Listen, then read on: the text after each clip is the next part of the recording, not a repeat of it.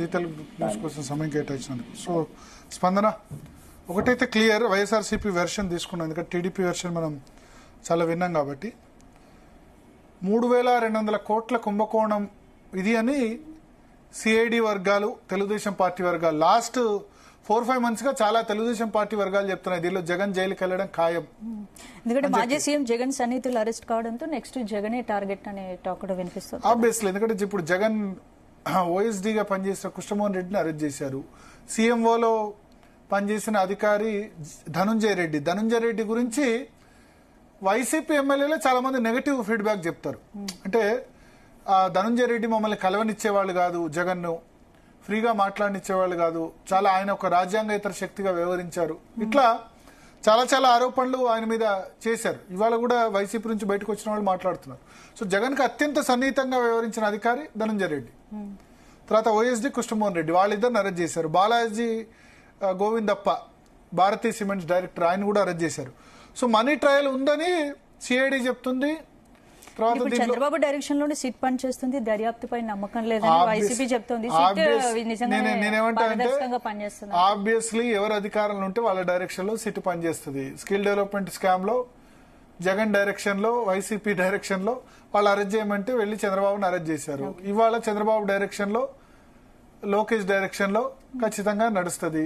ఇదంతా కూడా ఇప్పుడు రాజకీయాల్లో ఏమైపోయిందంటే అరెస్ట్ చేయాలంటే చాలా ఇష్యూస్ వస్తున్నాయి కరప్షన్ సంబంధించి, బట్ అల్టిమేట్ గా కోర్టు దాకా వెళ్లి ఎంత ప్రూవ్ అవుతాయి అన్నది మనం చూడాలి. ఇప్పుడు జగన్ ఆస్తుల కేసు 2010లో ఫస్ట్ ఛార్జ్ షీట్ ఫైల్ అయింది, 15 సంవత్సరాలు అయింది, కేసు నడుస్తుంది. చెప్తున్నా అంటే సిబిఐ 11 ఛార్జ్ షీట్లు అప్పట్లో వేసింది. 2017 నెలల పాటు జైల్లో ఉన్నారు జగన్. ఇంకా కేవలం ట్రయల్ కోర్టులో కూడా కేసు ముగిలేదు కదా. గాలి జనార్దన్ రెడ్డికి 2009లో ఓబుళాపురం మైనింగ్ స్కామ్ 2007 నుంచి 2009 అయితే మొన్న ట్రయల్ కోర్టులో శిక్ష పడింది. సో ఇప్పుడు అరెస్టులు ఇవన్నీ వెండెట్టా పాలిటిక్స్, రెండు పార్టీలు కూడా వెండెట్టా పాలిటిక్స్ చేసుకుంటారు, ప్రతీకార పాలిటిక్స్. అప్పుడు జగన్ అధికారంలో కోల్పోగానే కాంగ్రెస్ జగన్ పార్టీ నుంచి పోగానే కేసులు పెట్టింది. ఉన్నంత వరకు వాళ్ళకి తప్పులు కనబడలేదు కాంగ్రెస్ పార్టీకి, సోనియా గాంధీకి. మళ్ళీ జగన్ అరెస్ట్ అయి 17 నెలలు జైల్లో ఉన్నారు. జైల్లో ఉన్న తర్వాత భారతీయ జనతా పార్టీ అధికారంలోకి వచ్చింది, కేసెస్ స్లో డౌన్ అయినాయి. ఇప్పుడు తెలుగుదేశం అధికారంలోకి వచ్చింది. సో ఇప్పుడు తెలుగుదేశం అధికారంలోకి వచ్చింది కాబట్టి వివేక హత్య కేసు అనుకుందాం, అది స్లో డౌన్ అయిపోయిన పరిస్థితి. తెలుగుదేశం అధికారంలోకి వచ్చింది కాబట్టి వీళ్ళని అరెస్ట్ చేస్తారు. అప్పుడు చంద్రబాబును వాళ్ళు స్కిల్ డెవలప్మెంట్ స్కామ్ లో వాళ్ళు అరెస్ట్ చేశారు, అది స్కామే కాదంటారు, వీళ్ళు ఇదే స్కామ్ కాదంటారు. ఢిల్లీ లిక్కర్ స్కామ్ లో అక్కడ సీఎం ను అరెస్ట్ చేశారు కదా, ఇక్కడ అదే తరహాలో ఏపీలో అలాంటి సీనరీ చాలా చోట్ల లిక్కర్ స్కామ్ జరుగుతున్నాయి. నిజంగా చెప్పాలంటే ఇక్కడ తమిళనాడులో టాస్మాక్ కుంభకోణం, అక్కడ కూడా ప్రభుత్వ దాయంలో మద్యం అమ్ముతారు. ఇప్పుడు ప్రతి రాజకీయ పార్టీకి, ప్రతి ప్రభుత్వానికి లిక్కర్ అన్నది ఒకటి చెప్పాలా, శాండు, ల్యాండు, వైను, మైను, ఈ 4 కరప్షన్ కు ప్రధాన కేంద్ర బోలు. ఇంతకుముందు అవినీతి అంటే ఎట్లా ఉండేదంటే స్పందన ఏం చేసేవాళ్ళంటే ఏదో ఉద్యోగాలు ఇస్తామని డబ్బులో, నీకు ట్రాన్స్ఫర్ చేస్తామని డబ్బులో ప్రజల దగ్గర డబ్బులు తీసుకునేవాళ్ళు. ఇప్పుడు రాజకీయ నాయకులు అందరూ కూడా, రాజకీయ పార్టీలు, రాజకీయ నాయకులు అన్ని కూడా ఇప్పుడు ప్రజల దగ్గర డబ్బులు తీసుకోవట్లేదు. ప్రజల దగ్గర డబ్బులు తీసుకుంటే బదనాం అయిపోతారు. ఇంతకుముందు అదే ఉండే కదా కరప్షన్ అంటే, మీకు ట్రాన్స్ఫర్ చేస్తాం, మీకు అక్కడ చేస్తాం, ఈ పోస్టింగ్ ఇప్పిస్తాం, నియోజకవర్గంలో ప్రజల దగ్గర డబ్బులు తీసుకోడు. ఇప్పుడు 4 మెయిన్: శాండు ఇసుక, ల్యాండు భూ కబ్జాలు, వైను అంటే లిక్కర్, మైను మైన్స్, ఈ 4 దోపిడీకి ప్రధాన కేంద్రాలు. శాండ్ అంటే ఇసుకకు సంబంధించి ఈజీగా 2 రాష్ట్రాలు, అటు తెలంగాణ అయినా ఆంధ్రప్రదేశ్ అయినా ఎవరు అధికారంలోకి వచ్చినా ఆ ఇసుక కుంభకోణం అని చెప్తారు. ఇసుకలు అక్రమంగా ఇసుక లారీలు తిరుగుతాయి, డబ్బులు వసూలు చేస్తారు. అక్కడైనా ఇక్కడైనా జగన్ అధికారంలో ఉన్న లోంచి బయటకు వచ్చిన తర్వాత ఇసుక ప్రాబ్లం అయిందని చెప్పి చంద్రబాబు నాయుడు ప్రభుత్వం ఇప్పుడు ఫ్రీ ఇసుక అని చెప్తున్నారు కదా. శాండు, ల్యాండ్ భూ కబ్జాలు, ఇక్కడైనా ఎక్కడైనా హైదరాబాద్ మొత్తం భూ కబ్జాలే. తర్వాత ఊర్లలో కూడా ఎమ్మెల్యేలు, ఎంపీలు అందరు కూడా రాజకీయ నాయకులు భూ కబ్జాలు. Sand, land, next wine, liquor అది ఢిల్లీ లిక్కర్ అనుకోండి, తెలంగాణలో లిక్కర్ సంబంధించి కూడా అయింది. తమిళనాడులో ఇప్పుడు అరెస్టులు అవుతున్నాయి స్టాలిన్ సర్కారు, ఇక్కడ ఆంధ్రప్రదేశ్ లో అవుతున్నాయి. మైన్స్ గన్నులకు సంబంధించి తవ్వడాలు, కరీంనగర్ లో గ్రానైట్ నుంచి మొదలు పెడితే ఓబులాపురంలో మనం ఇనుప ఖనిజం వరకు. సో ఏంది రాజకీయ నాయకులు 4 మార్గాలు ఎంచుకున్నారు, రాజకీయ నాయకులు, రాజకీయ పార్టీలు ప్రజాధనంకు సంబంధించి. ఈ 4 అయితే ఎవరు జోలికి రారు. లిక్కరు నిజానికి ఎంత, ఒక లిక్కర్ బాటిల్ తయారు చేయడానికి 10-12 రూపాయలు కూడా ఖర్చు కాదు కింగ్ ఫిషర్ బీర్ తయారు చేయాలంటే. కానీ అమ్ముతున్నది ఎంత నాకు తెలియదు, ఎందుకంటే నేను లిక్కర్ బీర్ తాగాను కాబట్టి. బట్ ఒక 10-15 రేట్లు అయితే ఉంటుంది కదా, డబుల్ ట్రిబుల్ కాదు. తయారీ ఖర్చు ఒక 7-8 రూపాయలు అయితే దాన్ని 100 రూపాయలకు పైగా 10 రేట్లకు పైగా అమ్ముతున్నారు. అమ్ముతున్నారంటే దీనిలో ప్రభుత్వానికి ట్యాక్స్ మేజర్. డిస్టిలరీస్ కి తర్వాత బీర్ కంపెనీస్ కి చెల్లించేది చాలా తక్కువ. సో 10 times ఎక్కువ అమ్ముతున్నారు. ఆ డిమాండ్ ఆ విధంగా ఉంది మద్యపాన ప్రియులకు సంబంధించి. మొన్న అక్కడ చంద్రబాబు నాయుడు సర్కారు ప్రధానంగా రావడానికి లిక్కర్ మద్యం ప్రియులు కూడా ఒక కారణం. ఎందుకంటే వాళ్ళు ఇష్టమైన బ్రాండ్స్ పెట్టలేదు. కింగ్ ఫిషర్ బీర్లు మాకు ఆంధ్రప్రదేశ్ లో అమ్మాలి, యునైటెడ్ స్పిరిట్స్, యునైటెడ్ బ్రెవరీస్ సంబంధించిన బ్రాండ్స్ ఏవైతే ఉన్నాయో కింగ్ ఫిషర్ బీర్లు అంటే చాలా ఇష్టం అట చాలా మందికి. సో పెద్ద బ్రాండ్స్ పెట్టకుండా నాసిరకం బ్రాండ్లు పెట్టారు. ఆ బ్రాండ్స్ వల్ల వాళ్ళకి టేస్ట్ రాలేదు, నష్టపోలేదు. తర్వాత రేట్లు ఎక్కువ ఉన్నాయి. తెలంగాణతో పోలిస్తే రేట్లు ఎక్కువ ఉండే, కర్ణాటకతో పోలిస్తే ఎక్కువ ఉండే. పక్క రాష్ట్రాల్లోకి వచ్చి తాగిపోయేవాళ్ళు. కానీ పక్క రాష్ట్రం నుంచి ఎక్కువ బాటిల్ తీసుకురారు. అంటే బార్డర్లో ఉన్న జిల్లాలు, ఇప్పుడు విజయవాడ కృష్ణా డిస్టిక్ అనుకోండి, ఖమ్మంలోకి వచ్చి తీసుకునేవాళ్ళు. గుంటూరు అనుకోండి, నల్గొండకు వచ్చి బార్డర్ దాటి అక్కడే తాగి వెళ్ళాలి. మళ్ళీ అంతకంటే 3-4-5 బాటిల్ తీసుకెళ్ళినా ఎక్సైజ్ యాక్ట్ ప్రకారం కేసు పెడతారు. నిషేధం అయితే జరగదు. ఇంకా మద్యపాన నిషేధం ఎక్కడ ఎట్లా అమలు అవుద్ది? ఎన్టీఆర్ ఆయనలో మన చిన్నప్పుడు చూసాం 2 రూపాయల కిలో బియ్యం మద్యపాన నిషేధం. చంద్రబాబు నాయుడు రాగానే దాన్ని ఎత్తేసారు. మద్యపాన నిషేధం అనేది ఇంకా మర్చిపోండి. ఎందుకంటే ఇవాళ లిక్కర్ గనక లేకపోతే ప్రభుత్వాలు నడవవు. నిజంగా చెప్తున్నా, 2 రాష్ట్రాలని నడిపిస్తుంది ఎవరంటే మందుబాబులు. వాళ్ళు ఒకరోజు స్ట్రైక్ చేస్తే మొత్తం ఆగిపోతాయి 2 ప్రభుత్వాలు. ఇప్పుడు తెలంగాణలో ఎగ్జాంపుల్ అన్ని కూడా పడిపోయినాయి. ల్యాండ్ సేల్స్ పడిపోయినాయి, జిఎస్టీ నెగటివ్ రిటర్న్ ఇస్తుంది. కేవలం మందు ఆదాయం మాత్రం పెరుగుతుంది. సేమ్ ఆంధ్రప్రదేశ్ లో కూడా. అంటే తాగే వాళ్ళ సంఖ్య పెరుగుతున్నారు. తెలంగాణలో హైయెస్ట్ అట, దేశంలోనే హైయెస్ట్ మందుబాబులు ఉంది. తాగుబోతులు అంటే వాళ్ళు వేరే విధంగా ఫీల్ అవుతారు. మందుబాబులు ఉంది తెలంగాణలో. ఆంధ్రప్రదేశ్ కూడా ఏం తక్కువ లేదు. ఉత్తరప్రదేశ్ 20 కోట్ల జనాభా ఉన్న రాష్ట్రం కంటే కూడా మన రాష్ట్రంలో ఎక్కువ ఆదాయం వస్తుంది. 30,000 కోట్లు తెలంగాణలో. ఆంధ్రప్రదేశ్ లో కూడా సేమ్ అదే రేషియో. కొంచెం తక్కువ ఉన్నారు తెలంగాణ కంటే, బట్ అక్కడ కూడా తక్కువ లేదు. 17-18 సంవత్సరాలు 15 సంవత్సరాల నుంచి తాగు అలవాటు అయిపోతుంది. సో దానివల్ల ఎన్ని ప్రాణాలు పోతున్నాయి ఏంది అది వేరే సంగతి. ఇంతకుముందు గుడుంబా తాగి తెలంగాణలో చాలా ఉండేది. ఇప్పుడు గుడుంబా క్రమంగా తగ్గుముఖం పట్టింది, మంచి పరిణామం. బట్ దీని వల్ల కూడా ఆల్కహాలిక్ లివర్ డిసీజెస్ వస్తున్నాయి. దానివల్ల లంబాడి తండాల్లో కూడా చాలా మరణాలు అయితే అవుతున్నాయి. సరే, కంట్రోల్లో ఉంటే పర్లేదు. ఏదో రిలాక్సేషన్కో, న్యూ ఇయర్ అనో, లేకపోతే దావత్ అనో అట్లా చేసుకుంటే పర్లేదు.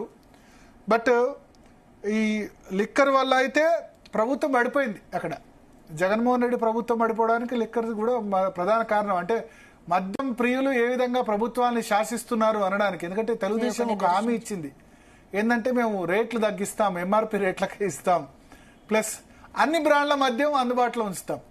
ఇటువంటి విచిత్రమైన హామీ ఉంటుందా? అన్ని బ్రాండ్ల మద్యం మేము రాష్ట్రాల్లో అందుబాటులో ఉంచుతామని హామీ ఇచ్చి వాళ్ళు అధికారంలోకి వచ్చి తీసుకొస్తున్నారు.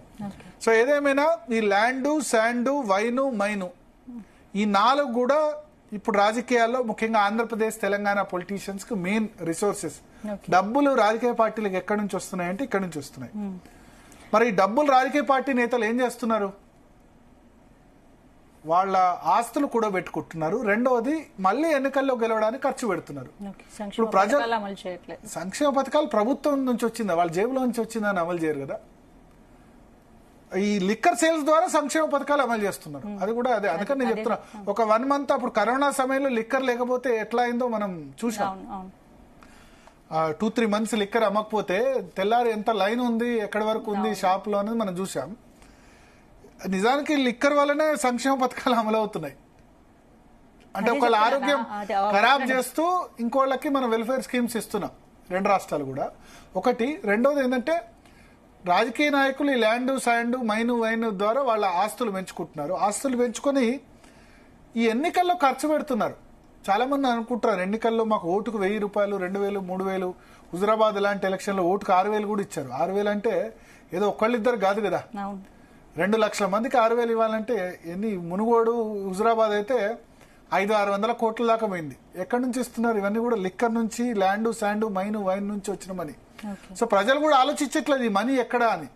ఈ మనీ ప్రజలు ఏమనుకుంటారు, మా జేబులోంచి కొలగట్లేదు కదా, మా దగ్గర తీసుకోవట్లేదు కదా. ఇదివరకు రాజకీయ నాయకుల కరప్షన్ ప్రజల దగ్గర తీసుకునేవాళ్ళు, ఇప్పుడు ప్రజల దగ్గర తీసుకోవట్లేదు. పెద్ద పారిశ్రామికవేత్తల దగ్గర, ఇటువంటి డిస్టిలరీస్ దగ్గర, ల్యాండ్ దగ్గర, శాండ్ దగ్గర, మైన్ దగ్గర, వైన్ దగ్గర నేచురల్ రిసోర్సెస్ కొలగడుతున్నారు.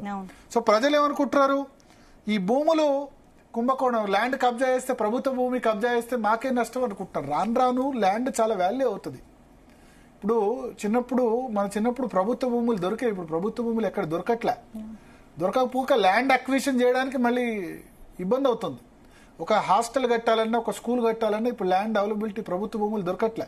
HCU 400 ఎకరాల ల్యాండ్ ఎంత క్రూషియల్ అయింది, ప్రభుత్వానికి ఎంత రెవెన్యూ వచ్చే విధంగా అయింది.